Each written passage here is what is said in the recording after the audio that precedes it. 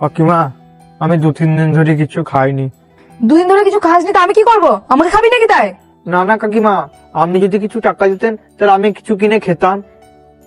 ঠিক আছে, এনে 500 টাকা। বাজারে যাবি, পেট ভরে খেয়ে আসবি।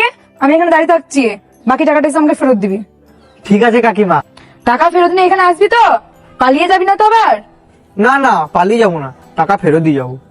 ঠিক আছে, যা তাড়াতাড়ি আসবি। উনি তো আমাকে 500 টাকা দিয়েছে। একটা কাজ করি, আমার কাছে এই 300 টাকা আছে, এই টাকাটা ওনাদেরকে ঘুরে দিই। এই 500 টাকা আমি রাখি, ওরা তো জানতে পারছে না আমি খেয়েছি কি খাইনি। এই নিন কাকিমা আপনার 300 টাকা। তুই পেট ভরে খেয়েছিস তো? হ্যাঁ হ্যাঁ, আমি পেট ভরে খেয়েছি। দেখেছিস, কারণ ভালো করলে ভালোই হয়। ওই 500 টাকার জাল নোটটা আমার ব্যাগে অনেক দিন থেকে পড়ে আছে, কোনো দোকানে চলছিল না।